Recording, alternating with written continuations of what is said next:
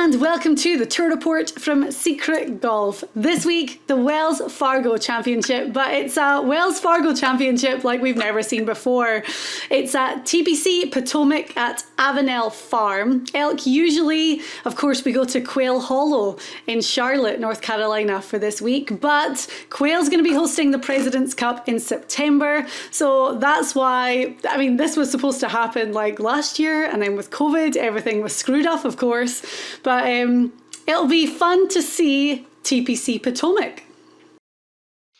Yes, and going back to Washington, D.C. area, Diane, it's pretty exciting. Of course, you know, Congressional Golf Club is just down the street from this one. They built TPC Avenel way back in the 80s.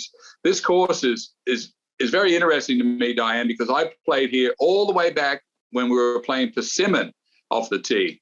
And I wonder, I think as I was preparing for this show, I was thinking, what are these guys now going to do to it with all the equipment? Because this course is very interesting, has some a fair amount of drop-off topography everywhere. The ninth hole's a par 3, straight downhill, probably a 2 club length, two clubs easier because of the trajectory. The back 9 winds through a sort of a rivery area, very narrow in places. Certain style of player is won and repeated on this course.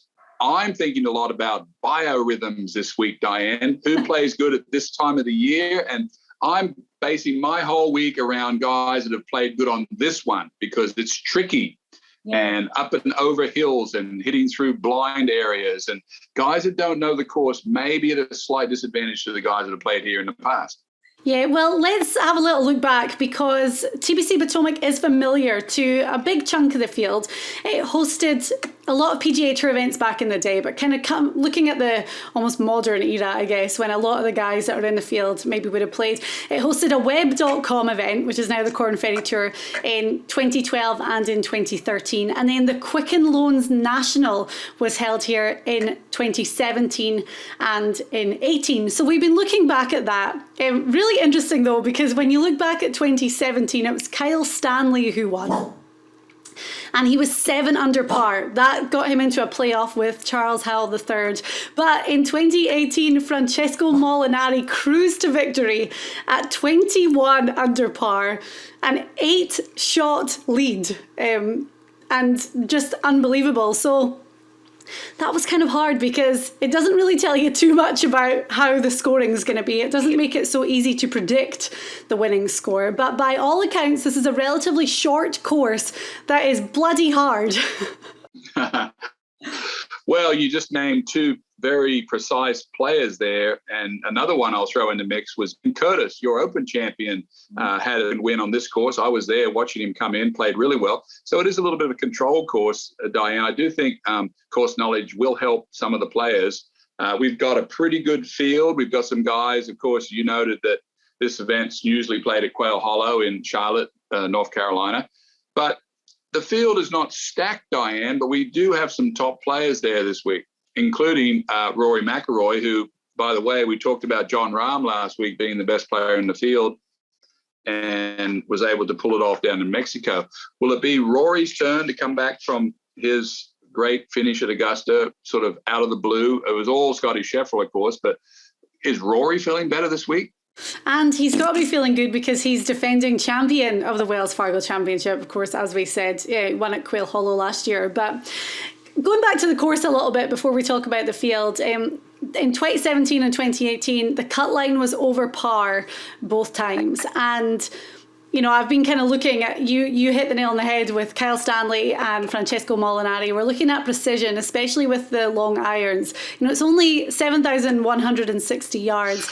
And from all the pictures I've seen, you can kind of see it behind me, thick tree-lined fairways. So accuracy is going to be key. And then, you know, and you can see it in the picture behind me as well. I read that there's a lot of Scottish-style bunkers around the greens. So these small, deep bunkers that are just going to get you in a lot of trouble. So birdies aren't going to come easy around TPC Potomac. So the guys have to kind of hold it together as well and not get frustrated.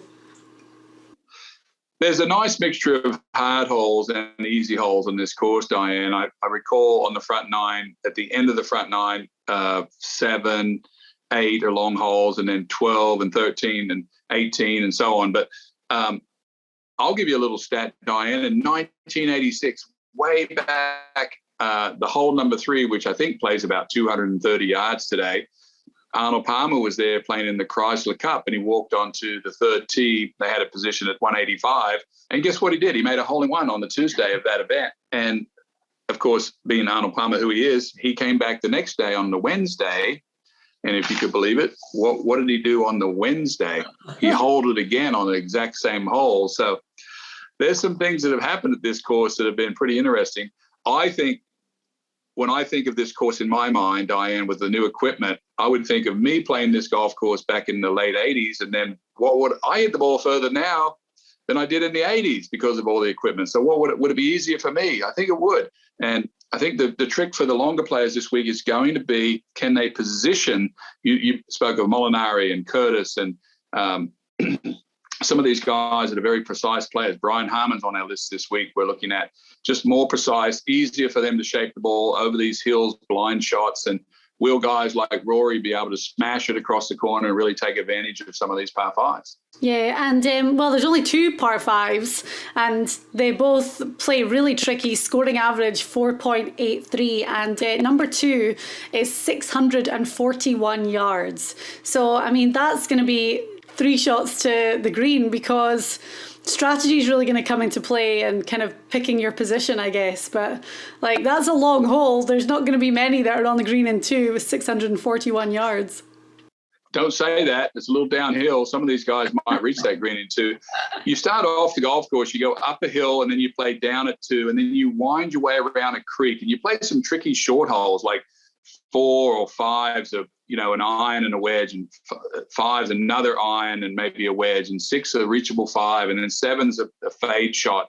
8 goes back up a hill, and then 9 drops straight down. And then you go into the woods on the back 9. You play these really steep kind of claustrophobic holes through 10, 11, 12, and then it opens back up a little bit at the end. And the last hole, 17's a very interesting par 3 with water all the way on the right. They put the pin hanging out right over the water, and it's a big downhill shot, so you have to judge it. There gets a little wind. That was probably prevalent when that -7 score you talked about. And then 18 used to be the longest par 4 on the tour, one of them. I can't imagine these guys maybe hitting a wedge in there now. I don't know, but it's going to be interesting to watch all this unfold, Diane. And it's going to be chilly up there this week. My brother, Russell Knox, who hates being cold, even though he's a Scotsman, he's a little bit of a wuss when it comes to the cold temperatures. He said to me, it's going to be cold. It's going to be like 59. So they're going to have to deal with that after coming from Mexico, where it was scorching heat last week. But all of those factors we're taking into account this week. Elk's into the biorhythms, so we're going to explore that further with our picks, because we're each going to give you an outright favourite, one to watch, and a dark horse long shot pick. So, well, let's kick it off. Elk, you can go first with your outright favourite. It's not a super strong field this week by any means, but there's a couple of guys sitting at the top of the board that are definitely the favourites. Yeah, when I talk about biorhythms, Diane, I talk about guys that play good at a certain time of year. We saw this with Carlos Ortiz when he won the Houston Open, or finished second in Mexico. I finished up winning 4 tournaments twice on the tour, Diane. For particular times of the year, I was maybe in form. I don't know whether the allergies were just perfect for me or not. I could breathe properly. It doesn't matter. I believe in biorhythms. And as you said, Rory McIlroy, the defending champ. What is Rory going to do this week is interesting, because he had such a sort of backdoor finish at the Masters. And what is he looking at? He just signed a new contract with TaylorMade, so that'll be exciting for him. He's been off for a little bit since the Masters. He should be able to destroy this course. He's like Rahm last week. He's the best player in this field by a mile. And I'm looking at Rory McIlroy this week to maybe, Diane, you always got to be careful when you talk about Rory, because you never know which Rory's going to show up. Is he a sprinter at the end, or is he out the gate slow and comes in late? I'd really like it if he just played good the whole week and won this tournament. And that's my favorite, is by a mile this week. He's so long off the tee. He can hit his iron so easily off the tee on these harder, narrow holes. Will he be able to put together all of that strategy this week? I hope so, because I'm picking Rory McIlroy. You've got the odds in front of you to be the winner this week. I mean, clear favourite. He's 8-1, defending champion. We last saw him win the CJ Cup at the end of 2021 in Vegas. It's a funny time of year because it's really into the hardcore stretch of the PGA Tour season because, we've had the Players and the Masters. We've got the PGA Championship in 2 weeks. Then, obviously we have the US Open, the Open Championship. So guys are really thinking about the majors and then also thinking about the fact that the FedEx Cup playoffs are really not that far away. So there's different motivation, I guess, for guys in different parts of the field. But for Rory, this is going to be, back as defending champion, all those kind of good vibes, a week off, and then the PGA Championship. So, I mean, it's no surprise, but at 8-1, and this was the thing with Ram last week, these guys, when they have such short odds as favourites, is it worth putting any money on them? Well, for Ram last week, you would have cashed out. And Rory being the favourite this week, it's kind of hard to overlook that. And I did cash out in our money grabber game. I had Ram up top in my money grabber game, the team that won the most money. So that was good for me.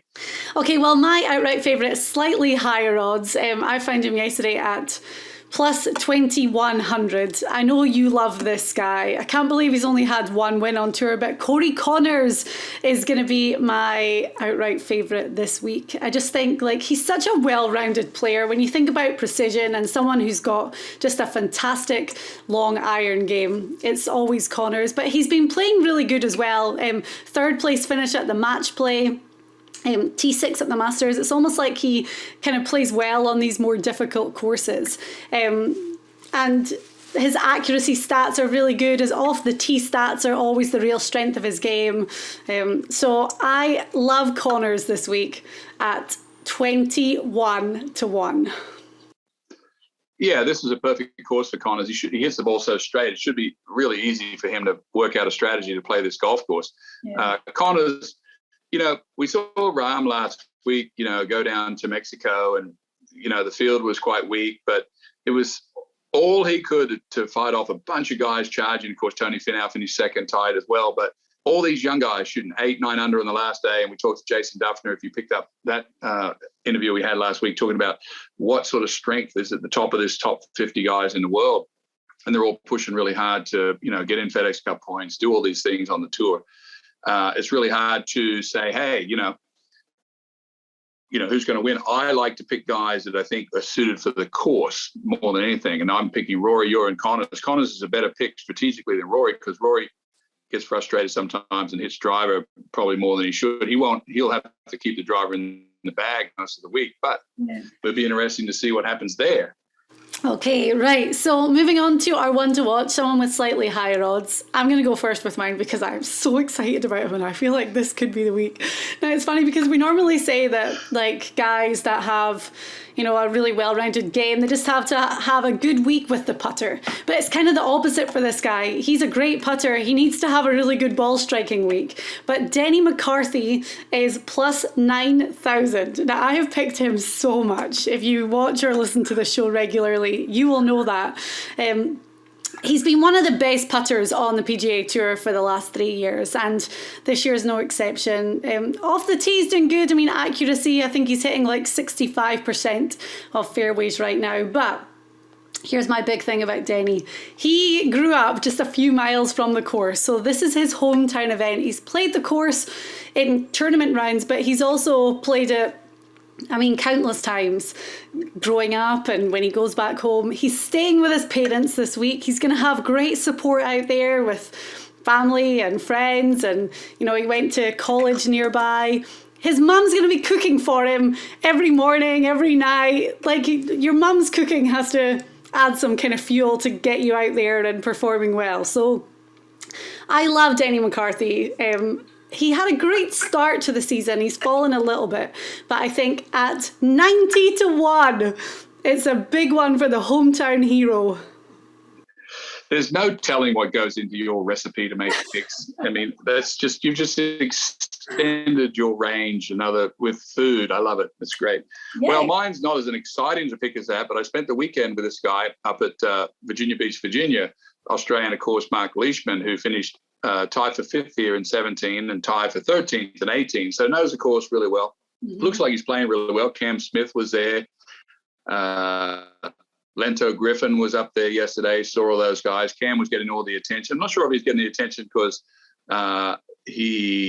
of his mullet or because he won the Players Championship, or maybe a combination of both. He turned to me at the dinner. He said, "Why are all the old ladies coming up to me and want their pictures done with me?" I said, "Well, you're a mate. You're a throwback. You've got the big mullet. They're having a throwback to when they were younger." Well, that's what I told him. I said, "On 10 million." Yeah, he's won 6.6 million in 10 events this year so far. He's having 3 weeks off. He's got the boat primed up down in Jack's Beach in your backyard, ready to just go out and relax for a little bit to the PGA. I think Cam Smith has the best schedule I've seen of all the top players, maybe other than Tiger and Rory. He's only planning to play 20 events this year. All these other guys are out there dying, killing himself every week, trying to play 30, 32, whatever, trying to gain points. Cam Smith sitting back, relaxed. I got to see that silky stroke that he used to win the Players Championship yesterday, and I can't wait to handicap him again when he gets back to Tulsa. We talked a little bit about that, but Mark Leishman is always ready to go when he gets to a tournament. I do like his history on this golf course. He's a long hitter. This will be an easy course for him to think about because he doesn't have to drive it that straight. Of course, we've talked to Mark about him not liking courses like the Players Championship because it doesn't suit him. When I start to see stats where he's in the top 10 quite easily, I tend to look really tight at guys that do well on courses they like. And that's my whole thinking this week. Okay, I like it a lot.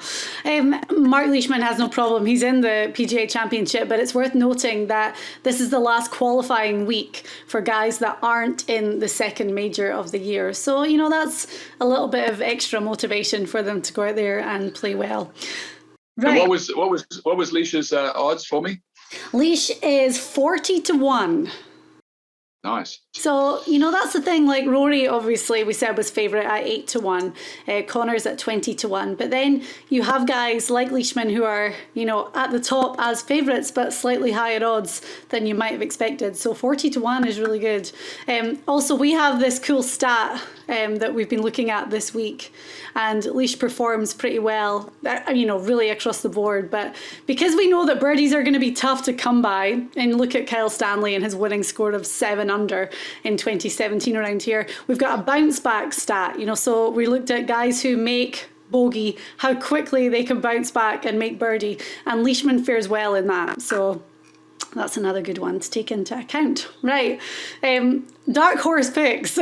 We're looking at the really high odds. And this week I'm setting the record for the highest odds this week. You go first.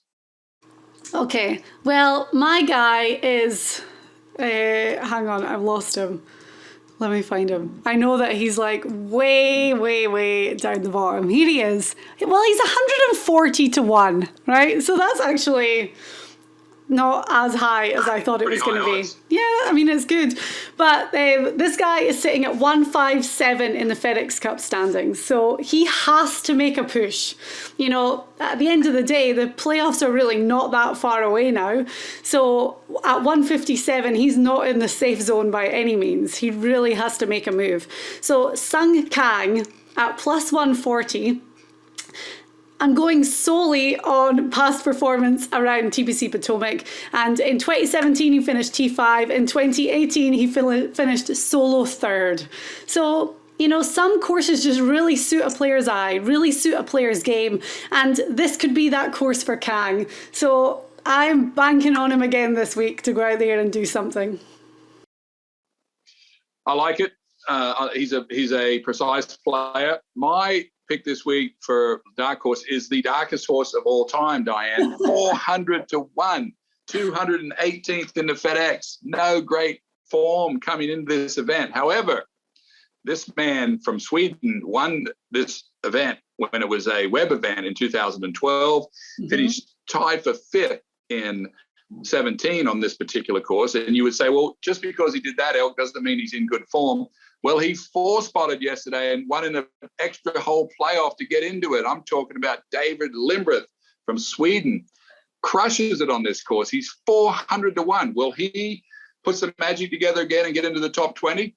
I would say, Diane, that he just the emotion of just qualifying for spotting will be good enough to propel him into this event where he's just going to do what he's always done on this course. Plays great.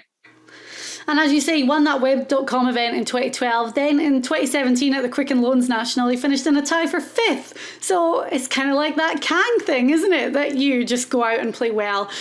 So he's 400 to 1 as outright winner. But when you look at him finishing top 10, he's 65 to 1. No, sorry, top 5, he's 65 to 1. Top 10, he's 35 to 1. Sung Kang is 35 to 1 for a top 5. So, even we're giving you these dark horses. We're not saying these guys are going to go out and win, but there could be a lot of value in a top 5 or a top 10 finish. Definitely when you start to play on the SG Tour app and with us, and we'll have it opening again, of course, this is where you start to, the secret, and I know this from experience because I've won a lot on the SG Tour app, Diane, is the secret is to getting C and the D players just right. And I got a feeling that we're all looking for those guys. We know pretty much, who our favorite is every week. But when you start to get a B player in the world ranking, that's pretty easy. But then a C and a D, that's where you have to know some of these stats and you have to start to look at some of the history of these players on this particular course. Yeah, and our sheet this week is actually really interesting. When we did our re-ranking, so basically we take the entire field, we look at the stats, and we look at current form, we put it all into our computer with our unique algorithm, and it re-ranks the field for us. And the guy that came out at number 1 is Seamus Power. So he's at 35 to 1 this week, and he was definitely a guy that I was looking at as well. Yeah, me too. I think, I'm looking at the top of the list here.